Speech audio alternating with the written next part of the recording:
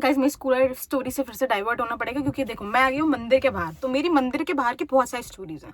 मैं तुम्हें हमेशा बताया ना, स्कूल ये स्कूल वो, तो मेरा स्टॉप था मंदिर पे, इस वाले मंदिर पे नहीं, दूसरे वाले मंदिर पे। 2 मंदिर है मेरे घर के पास। ओके, अब देखो भगवान ने इंडिकेट तो कर ही दिया था कि मंदिर के पास से ही मेरे को पिकअप करते थे मेरे स्कूल वाले, वही मेरा स्टॉपेज था। बाकी सारी बसेस मेरे घर के मुंह पे से बच्चों को लेकर जाती थी। अकेली मेरी अमीर स्कूल की बस, जो कि मेरे माँ बाप पैसे दे रहे हैं, तब भी मेरे घर से मुझे लेके नहीं जा रही। मुझे ये भी लॉजिक समझ नहीं आता था। तो सुबह तो मैं इतनी आलसखोर हो गई थी एक पॉइंट पे कि मेरा ऐसा होता था कि नहीं भाई पापा छोड़ेंगे, भाई विल आई डू कष्ट, पापा के साथ कार में जाएंगे, और इस पापा के साथ बात करते हुए जाते थे। वाइब सेट हो गई थी। ठीक है, मैंने टॉपिक क्यों उठाया, देखो तो मेरी मम्मी बहुत फेथफुल है, लाइक फेथ एट पीक। तो बच्चा जब बड़ा होता है तो अपने माँ बाप को आइडियल लेके ही बड़ा होता है, जो कि वी ऑल नो, कहीं ना कहीं हमारे माँ बाप की छाप है हम सब में। मेरे में तो बहुत ज़्यादा है, मुझे ऐसा लगता है। ओके, तो मम्मी मंदिर जाती थी, तो धीरे धीरे मेरा फेथ भी हो गया कि that I should also go. ऐसे नहीं भयंकर फेथ, मतलब मम्मी की फॉलोवर हूँ मैं इस चीज़ में। तो मैं मंदिर जाती थी सुबह, मेरा वो भी होता था, मतलब स्कूल भी तब भी। लाइक मेरी पूरी स्कूल लाइफ तुम ऐसे करोगे, तुमने मुझे most of the people who were in school with me एक टीके के साथ देखा होगा। अगर मैं मंदिर नहीं जा रही तो मेरी मम्मी लगा देती थी। इस काइंड ऑफ फेथफुल पर्सन हम लोग थे। फाइन, मम्मी तो अभी भी है। तो विद टाइम मुझे ये बात रियलाइज नहीं हुई कि मे बी फेथ के साथ साथ फियर भी आ गया है। ठीक है, तो मेरी लाइफ जब भी वर्कआउट नहीं होती थी, I always use to feel that actually there is a connection मेरे और भगवान जी के बीच में। परफेक्ट चल रही थी मेरी लाइफ तब तक। मैं अब तक ये बात मानती हूँ कि जब तक मैं और भगवान जी डायरेक्टली कनेक्टेड थे, कोई बीच में नहीं था तब तक सब सही था। तो इसलिए 12th तक मुझे कभी फील भी नहीं हुआ लाइक टू मच फेथफुल। मैं तुम्हें बताया था ना, ऐसे मेरे को 12th में लग रहा था मैं फेल हो जाऊंगी, लेकिन नहीं, मैंने कहा भगवान जी प्लीज। तो मैं इसी मंदिर की बात है, like I use to have a lot of faith, और मैं नहीं फेल हुई तो मैं भगवान जी मेरी साइड पे है।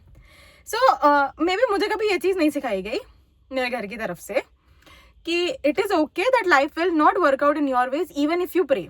मुझे बचपन से लगता था I will pray I will get it, I will pray I will get it. तो इस वाले माइंडसेट की वजह से क्या हुआ, जब लाइफ डिडंट वर्क आउट मेरे तरीके से, ऐसी बहुत सारी चीज़ें हुई हैं पिछले 5 सालों में, तो मेरे अंदर से एक फेथ की भावना जो है वो थोड़ी कम हुई है। ये I do agree.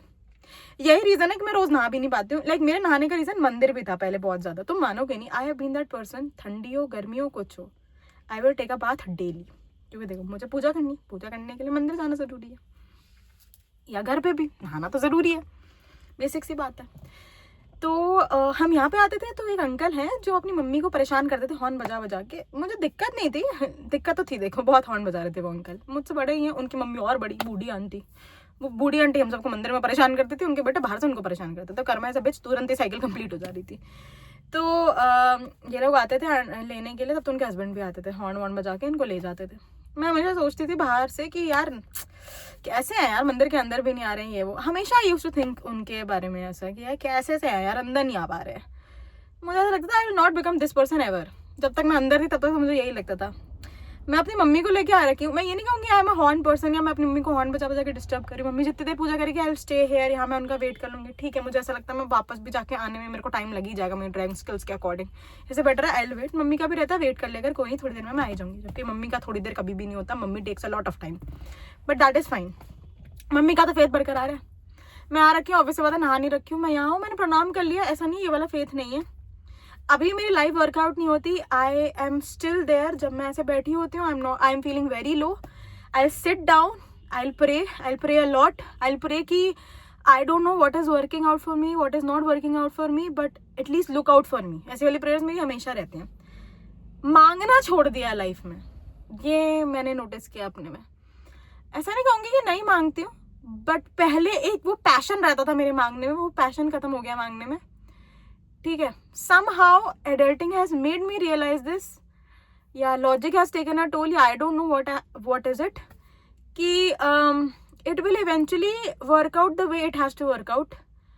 It will not change. I do think that prayers can change a lot. ऐसा नहीं है, miracles I do believe in that, ऐसा होता है, मेरे खुद के experiences भी रहे हैं।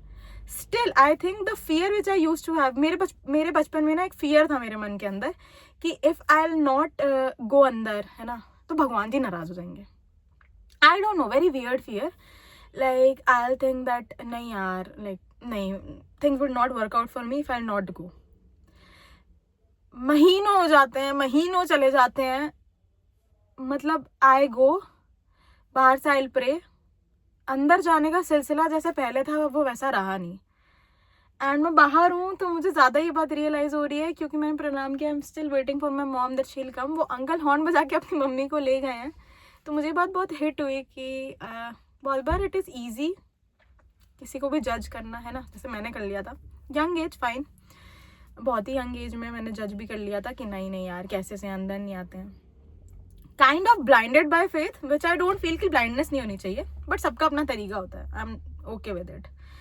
Adulting has made me realise this कि हाँ भाई it is okay, because now I am at the outside, obviously I am like it is okay, because no one knows my side of the story, my reasons to actually do whatever I am doing at present। ठीक, मैं ये नहीं बोलूँगी कि लोगों को भरोसा करना छोड़ देना चाहिए या फेथ लूज हो जाना चाहिए, but I do think there comes a phase in your life when things don't work out and you don't know what to do. You will eventually actually think that may be this didn't workout for me. और जब आप एक fear से करते हो ना पूजा और चीज़ें आपके लिए वर्कआउट नहीं होती, तो आप इस चीज़ को ना बहुत दिल पे ले लेते हो कि नहीं यार नहीं, it is not working out for me, let me leave this. तो I believe faith should never be like in the way of expectations. You should do it for peace, you should do it with the faith that what is good for me is happening with me. And अगर चीज़ें नहीं work out हुई हैं तब भी it is okay. Maybe मुझे किसी ने ये बात उस तरीके से समझाई नहीं थी, या ऐसा कह लो मैंने समझी भी नहीं थी, बट विद एडल्टिंग मैंने ये बात बहुत तेज़ तरीके से मेरे को हिट हो गई, रियलाइज़ हुई है। जब आप ओवर एक्सपेक्ट करके, या देखो आई थिंक सेल्फिश कुछ चीज़ में होना फाइन, अपने लिए होना अच्छी बात है, कोई दिक्कत नहीं है, but when you get selfish इन चीज़ों में ना, तो जब आपका भ्रम टूटता है ना, तो आप समझ नहीं पाते हो कि आप कौन से इंसान हो। कोई एक चीज़ अपनी लाइफ में लगातार कर रहे हो एंड देन सडनली तुम्हें जो चीज़ कभी नहीं लगी थी तुम्हारे साथ होगी, तुम मंदिर जा रहे हो, नहीं जा रहे हो, एंड समहाउ तुम्हारा जब वो बबल फूटता है ना, तो तुम्हें समझ नहीं आता कि फेथ रखना कैसे है।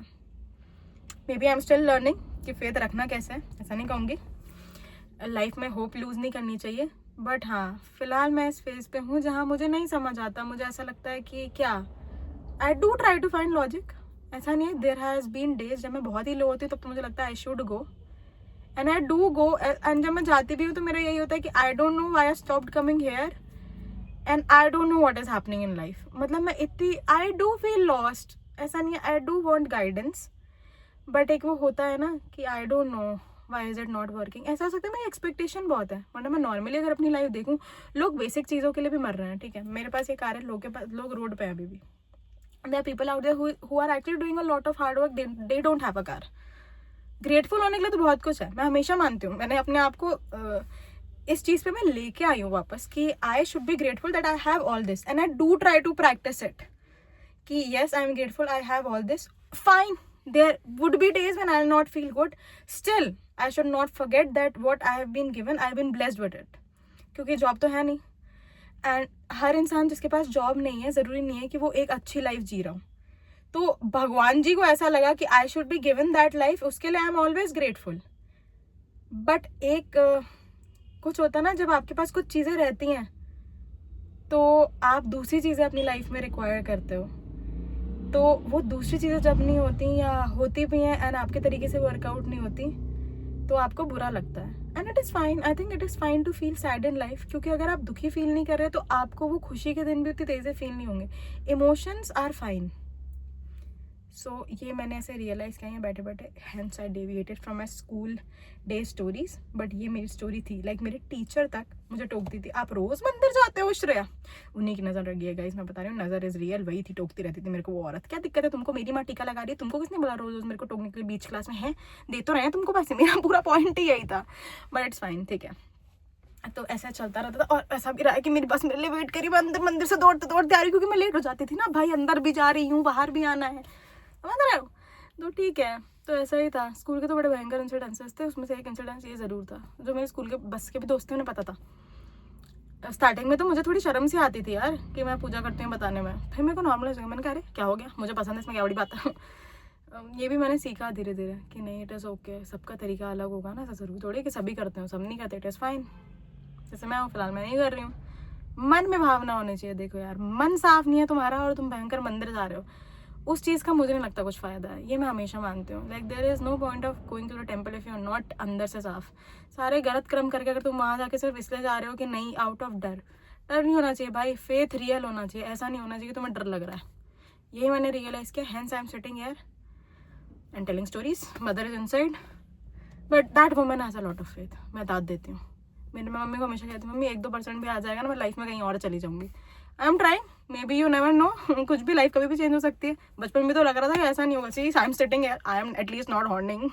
आ जाएंगे अपने अकॉर्डिंग, यू नेवर नो आगे क्या होगा। अभी तो बीच ही पड़ाव में हूँ, अभी तो और बड़ा होना बाकी है। देखो जीवन का क्या सिखा रहा है।